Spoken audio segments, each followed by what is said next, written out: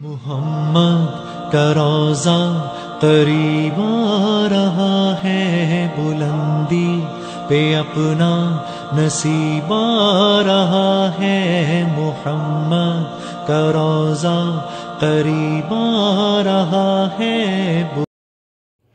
मदीने का सफ़र मुझे लगता है मेरी ज़िंदगी का सबसे ही खूबसूरत सफ़र था। और उस सफ़र में मैंने बहुत सारी चीज़ें ऑब्ज़र्व की। स्पेशली वहाँ पे जाते हुए जब मैं देख रही थी कि कैसे सहरा और कैसी जगहें थी जो आज से 1400 साल पहले कैसी होंगी, और हमारे नबी सल्लल्लाहु अलैहि वसल्लम किस कर्ब और दुख से अपने प्यारे शहर मक्का को छोड़ रहे थे, जो उनको बहुत पसंद था और जिसके बारे में वो कहते थे, ए मक्का तो मुझे बहुत पसंद है लेकिन यहाँ के लोग मुझे रहने नहीं देते। और सिर्फ़ अल्लाह सुब्हानह ताला के दीन के लिए उन्होंने वहाँ से हिजरत की।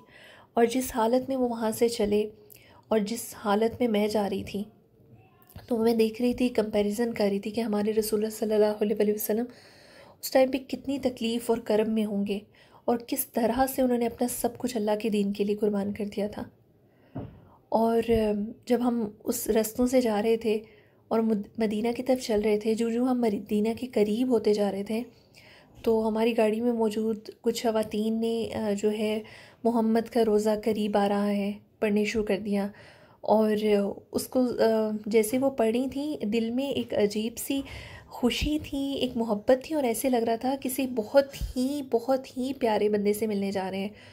यानी अपना बहुत ही शदीद वाली एक अपनायत फ़ील हो रही थी, जो शायद कभी भी ज़िंदगी में फ़ील नहीं की।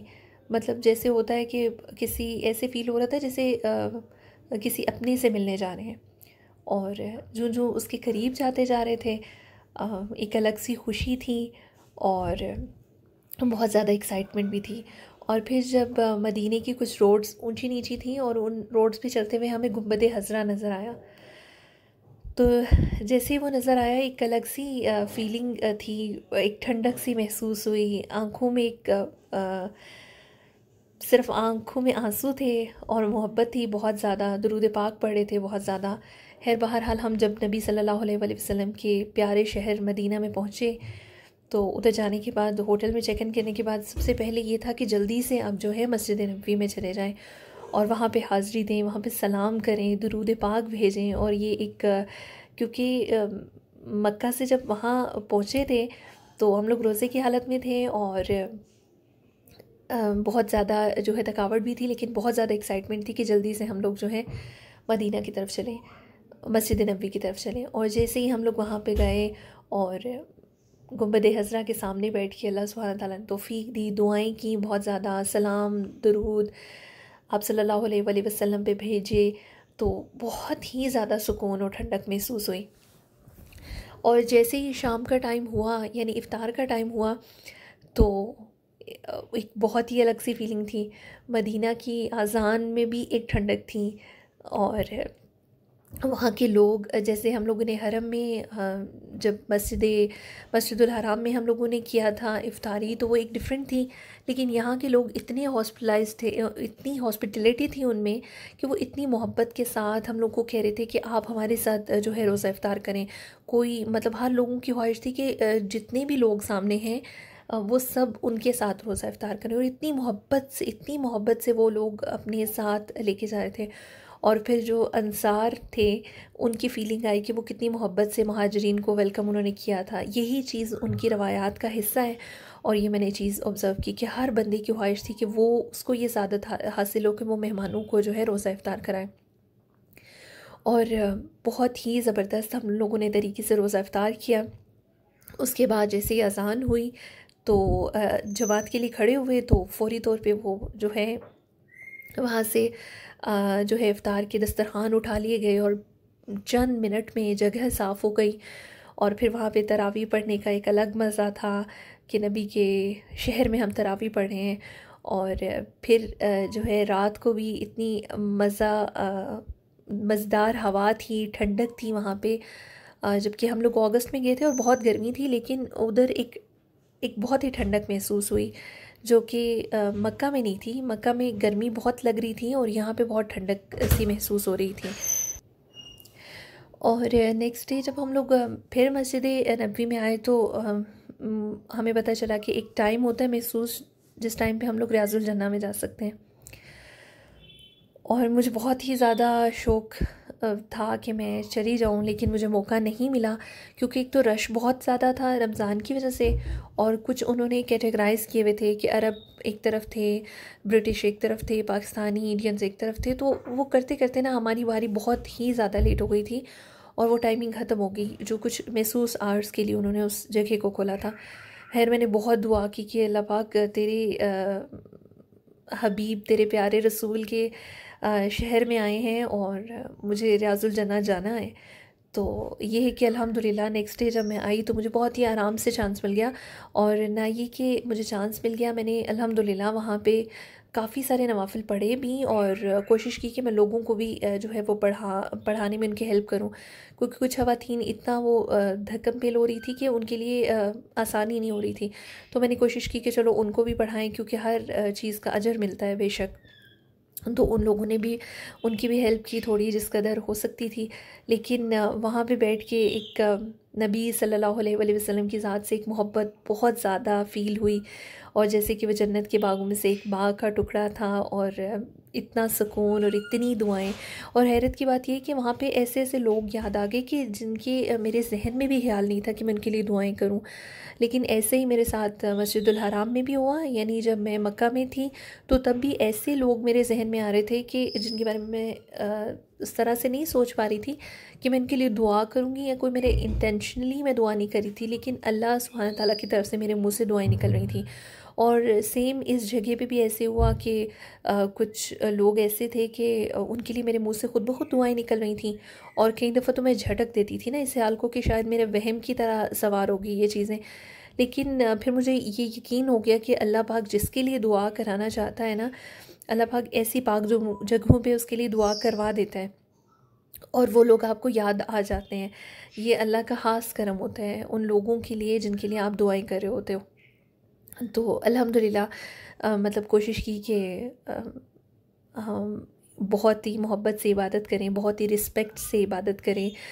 ताज़ीम का ज़रूर ख़ुसूसी ख्याल रखा कि कोई ऐसी चीज़ ना हो, कोई गुस्ताखी ना हो जाए।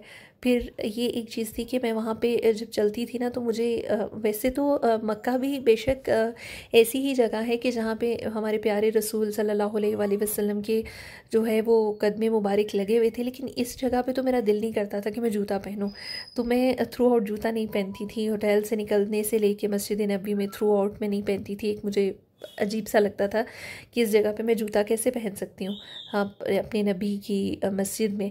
उसके बाद फिर जन्नतुल बकी में जाने का शौक़ था, तो अल्हम्दुलिल्लाह उस टाइम पे चांस मिल गया। अदरवाइज़ तो ये नहीं होता कि वहाँ पे जो है जाया जाए।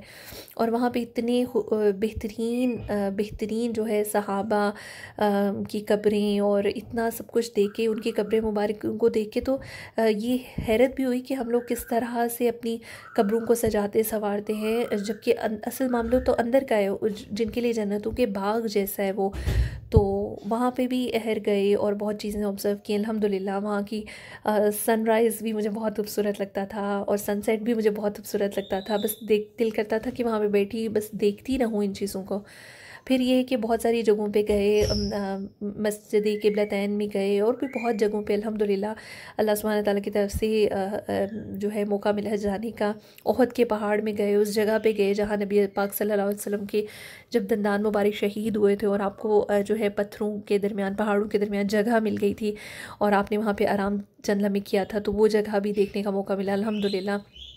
फिर ये है कि वो जो ओपन ग्राउंड था जहाँ पे शुहदाए ओहद थे, लेकिन बहुत ही अनयूजुअल चीज़ थी कि ओपन था मैदान बिल्कुल, लेकिन वहाँ पे इतनी खूबसूरत खुशबू थी, इतनी खूबसूरत खुशबू थी कि मैं इतनी अल्लाह पाक की कुदरत को देख के और दिल बदल रहा था कि कैसे अल्लाह ने उनके अंदर, तो उनकी कब्रों के अंदर तो यकीनन शुहदाओं के लिए बहुत ही अजर सवाब लिखा है, लेकिन वो बाहर भी वो चीज़ें फ़ील हो रही थी कि जिन्होंने अपनी जान माल अल्लाह सुब्हान ताला के दीन के लिए लगाए हैं, उनकी कब्रें मुबारका भी जो कितनी ही खूबसूरत निशानियां हैं हमारे लिए। और जैसे कि अल्लाह पाक कहता है कि तुम गौर फ़िक्र क्यों नहीं करते, तो अल्हम्दुलिल्लाह वहाँ पे थोड़ा ये भी मौका मिला। लेकिन जैसे ही हम लोग वापस आए और जैसे मैं वहाँ से निकल रही थी मदीना के लिए, क्योंकि हम फिर हरम की तरफ जा रहे थे, मक्का की तरफ जा रहे थे तो इतनी शदीद उदासी हो रही थी, ऐसे फ़ील हो रहा था जैसे दिल वहीं रह गया है और हम लोग वापस आ रहे हैं। और जैसे ही हमारी गाड़ी ऊंचाई की जगहों पे जाती थी और कहीं कहीं हमें फिर ऐसे चांस मिलता था कि गुंबद हज़रा पे नज़र पड़ती थी, तो बस आंसू थे जो आंखों में थे और ये हसरत थी शदीद कि पता नहीं मुझे कभी ज़िंदगी में दोबारा मौका मिलेगा, मैं अपने नबी के इस प्यारे मुक़द्दस शहर में दोबारा आ सकूँगी। और बहुत उस लम्हे मैंने दुआ की कि या अल्लाह मुझे अपने प्यारे नबी के शहर में ही मौत देना और मुझे तौफ़ीक देना कि मैं अपने प्यारे नबी के मुझ जैसे गुनाहगार को बेरहम करना और मेरा ख़ात्मा बिल ईमान करना और मुझे तौफ़ीक देना कि मैं अपने प्यारे नबी के शहर में ही इस दुनिया से चली जाऊँ। तो मुझे अगर कभी चांस मिला तो मैं अभी भी बहुत दुआ करती हूँ कि नबी का शहर हो और वहीं पे जान निकले और अल्लाह पाक जन्नतुल बकी नसीब करे। अल्लाह पाक नसीब करने वाला और यकीनन दुआएं सुनने वाला है। तो अल्लाह सुब्हान तआला हम सबका हुस्नुल खात्मा करे और नबी पाक सल्लल्लाहु अलैहि वसल्लम के बेहतरीन उम्मती बनने की तौफ़ीक अता फ़रमाए। और जिस नबी ने हमारे लिए इतनी कुर्बानियाँ दी हैं और अल्लाह पाक हमारे दिलों में शदीद मोहब्बत उनकी डाल दे और उनका जो है वो हमें दीदार नसीब हो। और अल्लाह सुब्हान तआला हमें अल्लाह पाक से दुआ है कि हम अपने नबी के हाथों से जो है वो अल्लाह पाक हमें तौफ़ीक दे कि अल्लाह पाक हमें अपने नबी के हाथों से वो पानी हौज़े कौसर का पीने की सादत नसीब हो। हम जैसे गुनाहगारों को अल्लाह रहम कर दे, हमें माफ़ कर दे और अपने नबी का बेहतरीन उम्मती बना दे। जज़ाकुमुल्लाहु खैरन जज़ा। अस्सलामु अलैकुम व रहमतुल्लाह।